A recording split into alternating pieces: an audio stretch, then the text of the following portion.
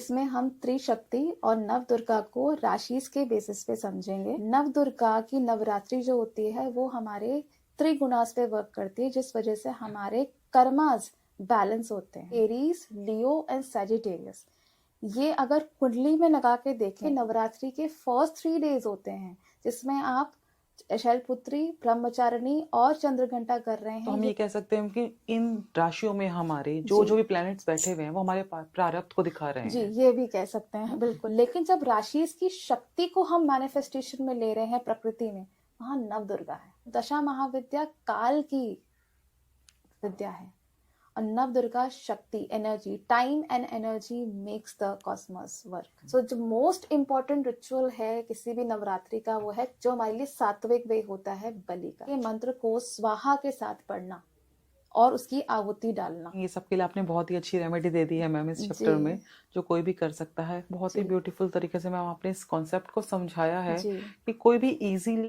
अपने प्रारब्ध को, अपने कर्मास को बैलेंस कर सकता है। ओम शिव काली। मैं डॉक्टर नैना चंद्रा। मैं कीर्ति दीवान। स्वागत है आप सबका हमारे आज के नए चैप्टर में। आज का हमारा विषय बिल्कुल डिफरेंट है, नवरात्रि स्पेशल। नैना मैम बताइए आज क्या नवरात्रि स्पेशल में क्या विषय है हमारा आज का?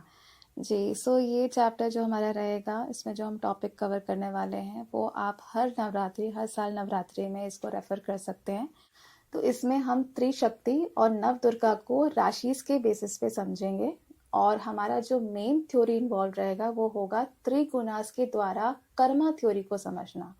नव दुर्गा की नवरात्रि जो होती है वो हमारे त्रिगुणास पे वर्क करती है, जिस वजह से हमारे कर्मास बैलेंस होते हैं।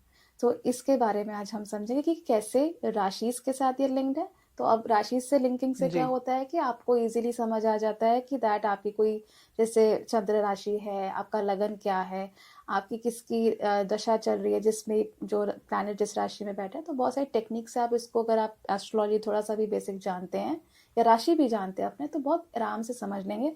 और नहीं जानते हैं तो भी आराम से इसको समझ सकते हैं। आप प्रोसेस को समझ जाएंगे कि नवरात्रि में जैसे जैसे आप एक एक दिन साधना कर रहे हैं, मंत्र कर रहे हैं अपनी नवरात्रि में, तो आप कौन सा कर्मा सेटल कर रहे हैं अपना। मैम जैसे कि हमने अपने लास्ट चैप्टर में आपने हमें जो बताया था कि हम दशा महाविद्याओं को अपनी सारी 12 राशियों में जोड़कर देख सकते हैं कि कौन सी राशि कौन सी महाविद्या को रिप्रेजेंट करती है या उसके अंतर्गत आती है। तो उसी तरह से क्या मैम हम जो ये नवदुर्गा हैं, त्रिशक्ति हैं, क्या इन्हें भी जोड़ के देख सकते हैं? बिल्कुल, हम राशि से ही इसको जोड़ के देखेंगे, बट वहाँ पे हमने इसको प्रिंसिपल्स के साथ अटैच किया था, जो हमारे ब्रह्मा विद्या के अंदर के प्रिंसिपल्स है, अद्वैत वेदांता। लेकिन यहाँ पे अभी हम प्रिंसिपल्स के पर्सपेक्टिव से बात नहीं करेंगे। यहाँ पे सिंपल हम नवदुर्गा त्रिशक्ति को हम त्रिगुणास के बेसिस पर और उनके जो थ्योरी है, कर्मा थ्योरी, उसको रख के हम राशि के साथ एसोसिएट कर रहे हैं। सो इससे हमें क्लियर होता है कि आपकी अगर कोई मून राशि है, फॉर एग्जाम्पल अगर मैं कहती हूँ आपकी राशि एरीज है, मून आपका एरीज में बैठा है और मून एरीज में बैठा है, दैट इज ये आदि शक्ति की राशि है, दुर्गा की राशि है, जो कि हमारी त्रिशक्ति में पहली आदि शक्ति है और ये दिखाती हैं हमारे तमस को। तो इसका मतलब है कि पर्सन बहुत सारा प्रारब्ध लेकर आया है जीवन में, प्रारब्ध कर्मा बहुत है। तो जो हमारे त्रिगुण है, तमस रजस, इनकी बहुत इंपॉर्टेंस हो जाएगी। तो वो ही मैं अभी आपको एक्सप्लेन कर देती हूँ कि पहले त्रिगुणास होते हैं, तमस, रजस और सत्वा, जिसमें हमारा तमस जो है वो एसोसिएटेड है विद आवर प्रारब्ध। प्रारब्ध वो क्या होता है? वो कर्मा जो आप इस जीवन में लेकर आए हो एंड आपको उसको भोगना ही है, चाहे वो अच्छे हैं या बुरे हैं, आप उसको स्किप नहीं कर सकते। वो आपको आपके संचित में से, संचित जो आपका बैंक है, पूरा रिजर्व बैंक है, जो कि आपके पास्ट कलेक्टेड कर्मा से, उस संचित से, प्रीवियस बर्थ से, रीइंकार्नेटिंग बर्थ से जो आप लेकर आए हो उस प्रारब्ध इस जीवन में। अगला गुणा होता है हमारा रजस। रजस के साथ एसोसिएटेड है आपके संचित कर्मास। रजस कैसा गुणा है? जो आपको जीवन में आनंद देता है, जो सारा अबंडेंस, जो आपको अच्छा लगे, आपके लिए फुलफिलमेंट, हैप्पीनेस, जिस चीज को आप एंजॉय कर सकते हो लाइफ में। राजसिक रस देता है जो हमारी लाइफ में, एग्जैक्टली रस देता है जो हमारी लाइफ में, वो है रजस। तो इससे जुड़े हुए हैं हमारी संचित कर्मा। इसलिए हमारे संचित कर्मा में वो गिफ्ट्स होते हैं, वो पेंडिंग फुलफिलमेंट्स होते हैं जो हम चैनल कर सकते हैं, उसको हम प्रारब्ध में ला सकते हैं। लेकिन उसके ही हमारे जो जोन्स आते हैं according to cosmic alignments, astral alignments बनते हैं, उसके बेसिस पे हम अपने संचित को चैनल कर सकते हैं। उसमें हमारी दशाएं भी बहुत रोल प्ले करती है, बट अगर एक ट्रांजिटिंग लेवल पे देखें तो ये हमें संचित कर्मा हम खोल सकते हैं, अपना रिकॉर्ड खोल करके हम उसमें से अपने प्रारब्ध में ले सकते हैं। ये है हमारा संचित कर्मा रजस के साथ। अगला है हमारा सत्व। सत्व जुड़ा हुआ है क्रियामंड कर्मा से। क्रियामंड मतलब कि जो चीज आप अपने क्रिया से करते हो, अपने एक्शन से करते हो, जो हमारे डेली के एक्शन से। तो जो आपको आपका प्रारब्ध मिल रहा है, उस प्रारब्ध को तो आप नहीं रोक सकते, बट उस प्रारब्ध पे आप कैसा क्रियामंड करोगे, अपने एक्शंस, अपने कर्मा, जो प्रेजेंट कर्मा रखोगे, वो सत्व होते हैं। तो परमात्मा ने हमें सत्व दिया है क्रियामंड में, कि आप भरपूर मात्रा में सत्व क्रिएट कर सकते हो, जिससे कि आपका रजस अच्छा हो जाता है, आपको आनंद मिलता है। तो क्रियामंड कर्मा सत्व में जाते हैं, जो कि हमें अपॉर्चुनिटी देते हैं कि हम अपने बैंक अकाउंट में, अपने संचित में वो सारे कर्मा ऐड करते जाए जो हमारे लिए रजस बन के अगले बर्थ में आए, या हमारे इस जीवन में भी आ सकते हैं, इस जीवन में भी आ सकते हैं। तो क्रियामंड कर्मा हमारे सत्व से जुड़ जाता है जी। तो बहुत ही इंटरेस्टिंग है मैम। तो हम ये कैसे जान सकते हैं कि हमारे ये जो भी रजस तमस जो हमारे त्रिगुणा है, ये कैसे राशियों में बटे हुए हैं? जी, ये राशिस में इसकी जो मेन राशिस हैं वो स्टार्ट होती है हमारी एरीज, लियो एंड सैजिटेरियस। ये अगर कुंडली में लगा के देखें, मैं आपके सामने यहाँ स्क्रीन पे एक कुंडली आ रही है, तो आप देखेंगे कि यहाँ पे एरीज लगना है, 1 नंबर फर्स्ट हाउस में है, त्रिकोण का भाव, त्रिकोण का भाव हो गया, जिसको एस्ट्रोलॉजी में त्रिकोण बोलते हैं और इंग्लिश में ट्राइन बोलते हैं। तो 159 यानी 1 is Aries, 5 is Leo, 9 is Sagittarius. ये त्रिकोण का भाव हमारे सत्व, ये तमस, रजस और सत्व को रिप्रेजेंट करते हैं, जिसमें फर्स्ट राशि Aries is the Tamas, and इसके साथ एसोसिएट हो जाती है माँ आदि शक्ति एज दुर्गा। ठीक है, फर्स्ट त्रिशक्ति। तो जो दुर्गा है वो पृथ्वी को रिप्रेजेंट करती हैं, वो प्रकृति को रिप्रेजेंट करती हैं। तो ये गुणास भी जो है, आप क्योंकि पृथ्वी में बॉर्न हुए, उसके अकॉर्डिंग ये हम चल रहे हैं यहाँ पे। सो फर्स्ट राशि Aries, Durga as Tamas and with having your prarabdha karma. Then next is fifth rashi, that is Leo, associated with Lakshmi, the second Trishakti, and यहाँ पे हमारे संचित कर्मा। उसके बाद next ninth Sagittarius राशि, that is Sattva, having Saraswati, and it is your क्रियामंड कर्मास। ठीक है, तो त्रिशक्ति सेटल हो गई। तो हमें कौन से राशि की, 1, 5, 9 एरीज, लियो, सैजिटेरियस की हमें त्रिशक्ति मिली। अब बची हुई कितनी राशि हुई, 12 में से 3 निकाल दीजिए, 9। और दुर्गा कितनी होती है, 9। तो यही नव दुर्गा अब इसमें अंडर आएंगी, और जो नव दुर्गा जिस राशि के अंदर आएगी और त्रिशक्ति के अंदर आएगी, वो उस पर्टिकुलर कर्म को आपके लिए सेटल कर रही। फॉर एग्जाम्पल स्टार्ट करते हैं यहीं से कि एरीज हमने कहा फर्स्ट राशि दुर्गा। अब एरीज के बाद आता है टॉरस। ठीक है, टॉरस के बाद जेमिनाई, जेमिनाई के बाद कैंसर। ये हमारा एक जोन हो गया।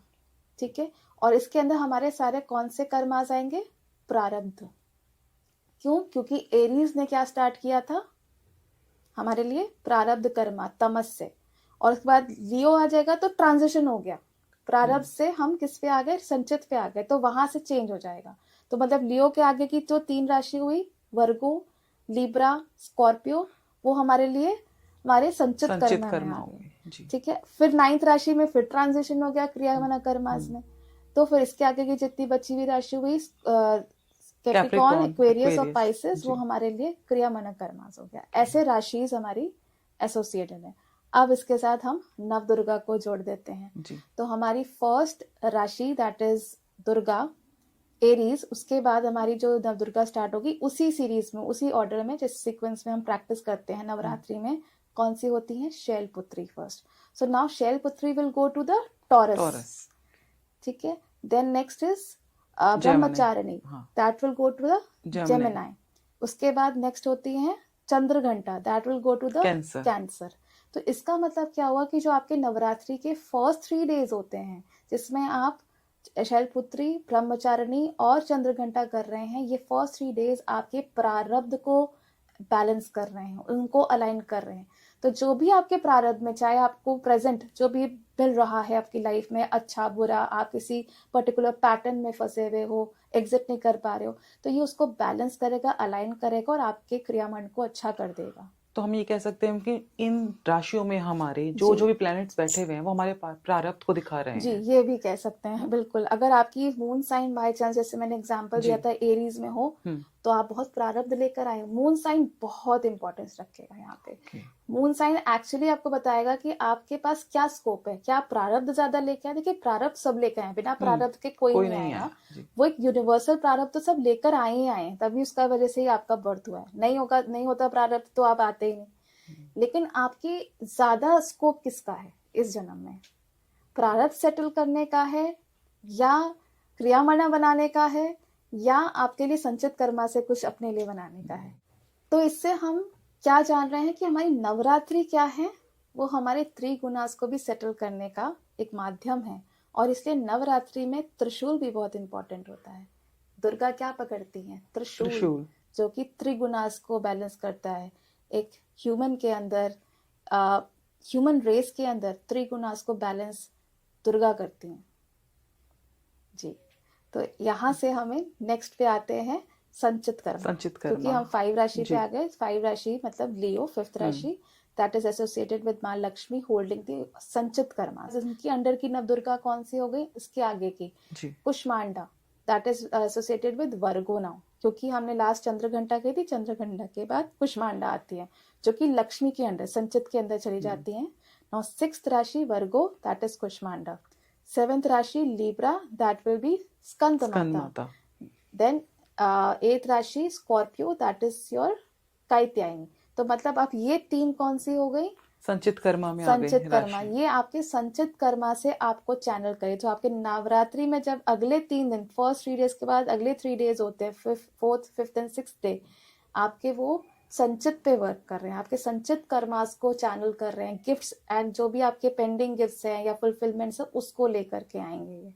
ठीक है। अब इसके बाद नेक्स्ट ट्रांजिशन हो जाता है, that is with the Saraswati on the 9th राशि सैजिटेरियस, होल्डिंग ऑल योर क्रियामना, 7वां।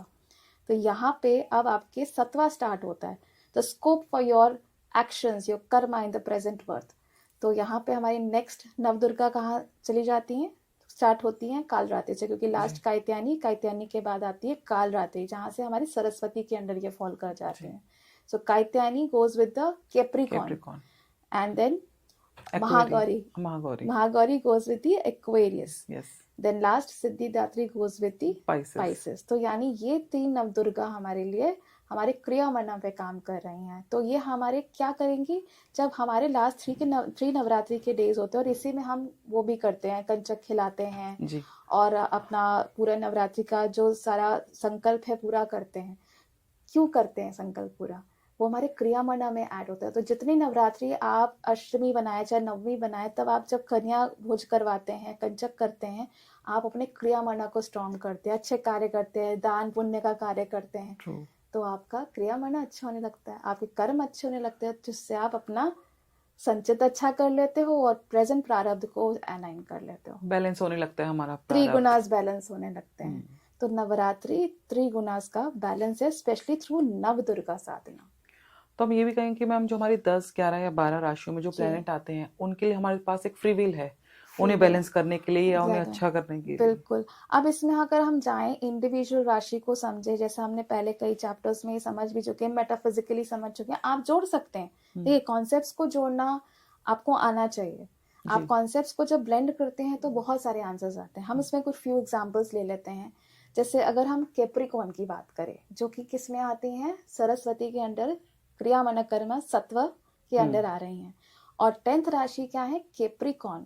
देखा जाए तो यहाँ पे आपकी फ्री विल है, जैसा हम साइन को भी देख चुके हैं कि एक योनि है और उसके आगे एक गोट है, जिसको बोलते हैं, इसका नाम होता है गोट फिश। कि मतलब आप गोट फिश क्यों? क्योंकि आपको एरीज से ये राइट मिलता है कैप्रिकॉर्न में कि आप अपने प्रेजेंट कर्मा को हैवी कर सकते हैं, चीजों को सेटल करने के लिए और सक्सेस लेने के लिए। और ये आगे फिश क्यों है? फिश यानी कि आप उस चीज का डायरेक्शन तय कर सकते हैं अपनी लाइफ में। तो इसलिए यहाँ पे फ्री विल जुड़ता है। और देवी कौन सी है? काल रात्रि। हाँ, माँ सरस्वती के अंडर आती है हाँ। काल रात्रि। तो काल रात्रि क्यों स्ट्रांग है? ताकि आप अपनी फ्री विल को स्ट्रांग कीजिए और फ्री विल से अपने इस लाइफ से अपना डायरेक्शन बना लीजिए। और इसलिए 10th राशि सक्सेस, डायरेक्शन, अचीवमेंट, हमारे कर्मा से जुड़ जाती है, कर्मा से जुड़ जाती है, शनि की राशि है। okay? ऐसे ही हम और भी एग्जाम्पल ले सकते हैं। एक एग्जाम्पल और ले लेते हैं, जैसा टॉरस को लेते हैं। टॉरस क्या है? शैलपुत्री, जो कि आई फर्स्ट दुर्गा हमारे प्रारब्ध कर्म में, हमारे प्रारब्ध कर्म में। अब अगर शैलपुत्री को देखें तो नवदुर्गा को हम एक जर्नी भी पढ़ते हैं माँ पार्वती की। शैलपुत्री में उनका री इनकारनेशन हुआ और वो कितने सारे प्रारब्ध सती के लेकर के आई थी। शैल के हिमावन जी के घर में उनका बर्थ हुआ, जो कि दिखाता है she has carried forward all the प्रारब्ध of Sati as Shailputri in Taurus. और टॉरस देखिए कैसा साइन होता है, एक हमने पढ़ा था हिरण्यगर्भ का मैनिफेस्टेशन, सर्कल और उसके ऊपर वी शेप जो एरीज का लगा हुआ है, जो कि हिरण्यगर्भ का मैनिफेस्टेशन दिखाता है। मतलब कि प्रकृति मैनिफेस्ट हो रही है। तो प्रकृति पे मैनिफेस्ट कौन हो रहा है? हम ही तो हो रहे हैं बार बार। क्या लेकर के? प्रारब्ध लेके। शैल यानी शैल क्या हो गया? पिता। हम बार बार किसी ना किसी पितृ के अंडर एक लीनियज में बॉर्न होते जाते हैं। और इसीलिए टॉरस राशि लीनियज से जुड़ जाती है और यहाँ पे आपके प्रारब्ध सेटल होते हैं। तो यानी आपके जैसे इससे जोड़ भी सकते हैं आपके वेल्थ, जैसे टॉरस दिखाता है वेल्थ को दिखाता है, स्पेशली आपके कंफर्ट्स लाइफ में दिखाता है, वेल्थ, कंफर्ट, आपकी वाणी, आप कैसा बोलते हैं, आपका हार्ड वर्क दिखाता है। इवन हमारा कुटुंब भी उसके अंदर आता है। कुटुंब अगर सेकंड हाउस के हिसाब से जोड़े तो हमारा फैमिली, कुटुंब, बैकग्राउंड लाइफ में, तो ये सब चीजें आपको प्रारब्ध से मिल रही है। और जब आप नवदुर्गा की साधना करते हैं, अगर प्रॉब्लम आपके कुछ कुटुंब से रिलेटेड, मनी, वेल्थ से रिलेटेड चल रही है, तो नवदुर्गा की साधना जब आप शैलपुत्री करते हैं तो ये बैलेंस करता है आपके प्रारब्ध को। मैं ये नहीं कहूंगी कि आपका प्रारब्ध कट जाएगा, क्योंकि काटने के लिए तो आए हो आप, लेकिन उस प्रारब्ध में आपके कुछ ऐसे सूद आपकी जुड़ जाएगी, क्रिया माने जुड़ जाएंगे, जिससे कि ये प्रारब्ध बहुत इजीली कट जाएगा। That will be the plus point. बहुत ही ब्यूटीफुल तरीके से मैम आपने इस कॉन्सेप्ट को समझाया है कि कोई भी इजीली अपने घर पर इस तरीके से पूजा कर अपने प्रारब्ध को, अपने कर्मास को बैलेंस कर सकता है। बिल्कुल। कोई और एग्जांपल में मैम इसे डिटेल में अगर समझा सकते हो तो। इसमें मैम सॉरी आपको पूछ रही हूँ, जैसे आपने भी बताया प्रारब्ध कर्मा, तो यहाँ पर हम क्या ये भी जोड़ सकते हैं कि अगर हमारा मून जाता है प्रारब्ध कर्मा के अंडर आए, तो कहीं ना कहीं वो जैसे हम पितृदोष या कई और कॉन्सेप्ट लेते हैं जो लीनियज से मिले हैं, वो आता है। अगर मून के साथ, जैसे बहुत इजीली देखें, मून के साथ मेलेफिक एसोसिएट कर जाए, राहु केतु बैठ जाए, मान लेते हैं आपकी राशि एरीज, टॉरस, जेमिनाई या कैंसर में से है और उसके साथ केतु और राहु बैठा हुआ है, इवन सैटर्न भी, सैटर्न में समझना पड़ेगा कि सैटर्न अच्छा है कैसा है, लेकिन आप काउंट कर लीजिए, बैठे हैं ऐसे प्लैनेट मेनली राहु केतु, तो बिल्कुल आपको पितृदोष लग रखा है, स्पेशली टॉरस में। वेरी इंपॉर्टेंट, अगर टॉरस का आपका मून साइन है और वहां पे राहु केतु भी आपका बैठ गया है, तो श्योरली आपके घर में पितृदोष है। आपके जिस लीनियज में, आपका जिस पितृ लीनियज में बॉर्न हो रहे हैं आप, उसमें आपके दोष लगा हुआ है जी। तो बहुत डिटेल में, मतलब बहुत इजी है देखना, क्योंकि कई बार हर किसी को जन्म कुंडली देखनी नहीं आती। हाँ जी। और कई सारी समस्याएं आपके जीवन में चल रही हो, तो इन नवरात्रों में कोई ऐसे स्टेप्स भी होते हैं कि इजीली लोग घर में उन्हें कर सकते हैं मैम? ऐसे स्टेप्स सबसे इम्पोर्टेंट ये होते हैं कि कलश स्थापना आपको जरूर करनी चाहिए, क्योंकि कलश स्थापना से ही आपका एरीज का साइकिल शुरू होता है।